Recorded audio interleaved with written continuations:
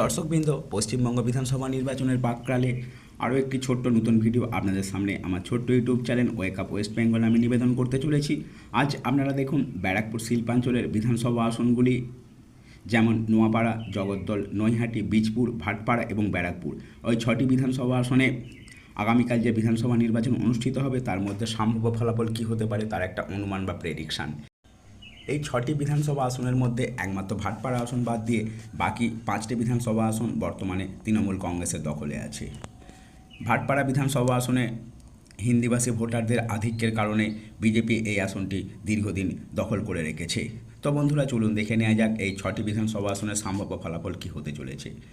ভাটপাড়ায় কি বিজেপি আরও একবার জিততে পারবে? বিজেপি এখানে পুনরায় টিকিট দিয়েছে ব্যারাকপুর শিল্পাঞ্চলের বাহুবলী নেতা অর্জুন সিংয়ের পুত্র পবন কুমার সিংকে, এবং তৃণমূল কংগ্রেস এখানে প্রার্থী করেছে হিন্দিভাষী অমিত গুপ্তাকে। এই দুইয়ের লড়াইয়ে ভাটপাড়া বিধানসভা আসনে কী হবে? বামফ্রন্ট এবং কংগ্রেসের প্রার্থী এই বিধানসভা আসনে আছে, কিন্তু তার নাম কাউ আসতে। এখানে মূল লড়াইটা হবে তৃণমূল কংগ্রেস বনাম বিজেপির মধ্যে। তৃণমূল এবং বিজেপির মধ্যে ভাটপাড়া বিধানসভা আসনের লড়াইয়ে বিজেপির পাল্লা অনেকটাই ভারী। বস্তুত ভাটপাড়া বিধানসভা আসন বিজেপির দুর্গ বলা চলে, এবং আসন্ন বিধানসভা নির্বাচনে আরও একবার এই আসনে পদ্মফুল ফুটতে চলেছে বলে আমার চ্যানেলের অনুমান বা প্রেডিকশান। এবার ব্যারাকপুর শিল্পাঞ্চলের সবচেয়ে আকর্ষণীয় লড়াইটা হতে চলেছে নোয়াপাড়া বিধানসভা আসনে। এখানে বিজেপি প্রার্থী হলেন প্রাক্তন তৃণমূল কংগ্রেসের বাহুবলী নেতা অর্জুন সিং।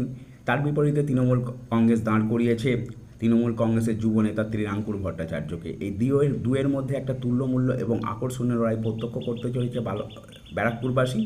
এখানে বামফ্রন্টের প্রার্থী হলেন গার্গী চ্যাটার্জি এবং কংগ্রেস প্রার্থী দিয়েছে অশোক ভট্টাচার্যকে। কিন্তু বামফ্রন্ট কংগ্রেসের প্রার্থী থাকলেও মূল লড়াইটা হবে অর্জুন সিং এবং ত্রিরাঙ্কুর ভট্টাচার্যের মধ্যে, এবং এই দুইয়ের লড়াইয়ে অর্জুন সিং তার অভিজ্ঞতার জোরে সামান্য হলেও নোয়াপাড়া বিধানসভা আসনে এগিয়ে আছে বলে আমার চ্যানেলের অনুমান বা প্রেডিকশান। ব্যারাকপুর শিল্পাঞ্চলের নৈহাটি একটা গুরুত্বপূর্ণ বিধানসভা আসন। বর্তমানে এই আসন তৃণমূল কংগ্রেসের দখলে আছে। তৃণমূল কংগ্রেস এখানে পুনরায় প্রার্থী করেছে উপনির্বাচনে জয়ী সনদ দেখে, এবং বিজেপি প্রার্থী করেছে সৌমিত্র চ্যাটার্জিকে। বামফ্রন্টের সিপিআই এমএল এই আসনে প্রার্থী দাঁড় করিয়েছে দেবজ্যোতি মজুমদারকে, এবং কংগ্রেস প্রার্থী হলেন প্রদীপ কুমার কুণ্ডু। বামফ্রন্ট এবং কংগ্রেস এই আসনে প্রার্থী দিলেও মূল লড়াইটা বিজেপি এবং তৃণমূলের মধ্যে সীমাবদ্ধ থাকবে। কিন্তু নৈহাটি শিল্পাঞ্চলের নৈহাটি বিধানসভায় তৃণমূল কংগ্রেসের সাংগঠনিক শক্তি অত্যন্ত শক্তিশালী, এবং নৈহাটি পুনরায় তৃণমূল কংগ্রেসের দখলে থাকবে বলেই আমার চ্যানেলের অনুমান বা প্রেডিকশান। এবার আর একটা গুরুত্বপূর্ণ বিধানসভা আসন জগদ্দল বিধানসভা আসনে কী হবে আপনারা দেখুন। জগদ্দল বিধানসভায় বিজেপি এবার প্রার্থী করেছে রাজেশ কুমারকে, এবং তৃণমূল কংগ্রেস প্রার্থী হলেন প্রাক্তন বিধায়ক সোমনাথ শ্যাম। এই দুয়ের মধ্যে একটা আকর্ষণীয় লড়াই হতে চলেছে। প্রাক্তন এয়ারফোর্স অফিসার রাজেশ কুমারকে প্রার্থী করে বিজেপি এই আসনে চমক দিয়েছে। এয়ারফোর্সের প্রাক্তন অফিসার রাজেশ কুমারের যথেষ্ট জনপ্রিয়তা আছে ব্যারাকপুর শিল্পাঞ্চলে। আসনটি দখল করার জন্য বিজেপি এবার এখানে একটা গেম খেলেছে। বামফ্রন্ট এবং কংগ্রেসের প্রার্থী আছে, কিন্তু তারা আছে নাম কাউ আসতে। এই বিধানসভা আসনে তৃণমূল কংগ্রেস এবং বিজেপির মধ্যে একটা তুল্যমূল্য হাড্ডাহাড্ডি লড়াই প্রত্যক্ষ করতে চলেছে সমগ্র উত্তর 24 পরগনাবাসী।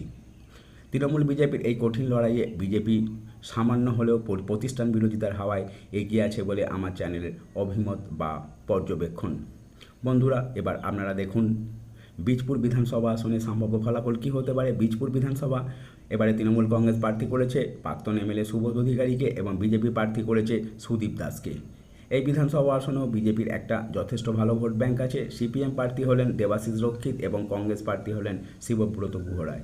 কিন্তু সিপিএম কংগ্রেস প্রার্থী আছেন নাম কাউ আসতে। এই বিধানসভা আসনে মূল লড়াই হতে চলেছে তৃণমূল এবং বিজেপির মধ্যে, এবং সাংগঠনিক শক্তির জন্য মুখোমুখি লড়াইয়ে সামান্য ব্যবধানে হলেও তৃণমূল কংগ্রেস পুনরায় এই আসন নিজেদের দখলে রাখতে চলেছে বলে আমার চ্যানেলের অভিমত বা পর্যবেক্ষণ। এবার ব্যারাকপুর শিল্পাঞ্চলের ব্যারাকপুর বিধানসভা আসনের লড়াইটা আকর্ষণীয় এবং চিত্তাকর্ষক। তৃণমূল কংগ্রেস এখানে পুনরায় প্রার্থী করেছে প্রাক্তন এমএলএ চিত্ত পরিচালক রাজ চক্রবর্তীকে, এবং বিজেপি প্রার্থী হলেন সুবক্তা কৌস্তব বাগচি।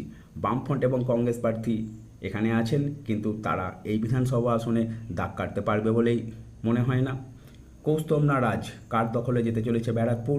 সুবক্তা কৌস্তব বাগচি বিজেপিতে কংগ্রেস ত্যাগ করে দীর্ঘদিন পদার্পণ করেছেন। অন্যদিকে রাজ চক্রবর্তীরও একটা জনপ্রিয়তা আছে। এই দুইয়ের লড়াইয়ে ব্যারাকপুর অধীর আগ্রহে অপেক্ষা করে আছে। হাই ভোল্টেজ এই লড়াইয়ে বিজেপি প্রার্থী কৌস্তব বাগচি সামান্য হলেও এগিয়ে আছে এবং ব্যারাকপুর বিধানসভা আসনে প্রথমবারের জন্য পদ্মফুল ফুটতে চলেছে বলে আমার চ্যানেলের অনুমান। তো বন্ধুরা, ব্যারাকপুর শিল্পাঞ্চলে 6টি বিধানসভা আসনের যে সমীক্ষা আমি দেখালাম তার মধ্যে তৃণমূল কংগ্রেস শুধুমাত্র নৈহাটি এবং বীজপুর এই দুটি বিধানসভা আসন পুনরায় ধরে রাখবে।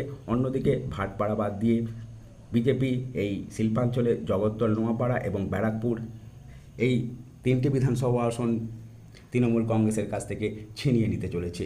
তো বন্ধুরা, ব্যারাকপুর শিল্পাঞ্চলে বিজেপি তৃণমূলের হাড্ডাহাড্ডি লড়াইয়ে বিজেপি সামান্য হলেও এগিয়ে শুরু করবে। দর্শকবৃন্দ, নতুন নতুন রাজনৈতিক বিষয়ক ভিডিও দেখার জন্য আমার নতুন YouTube channel Wake Up West বেঙ্গলকে আপনারা সাপোর্ট করুন এবং সাবস্ক্রাইব করুন। ধন্যবাদ।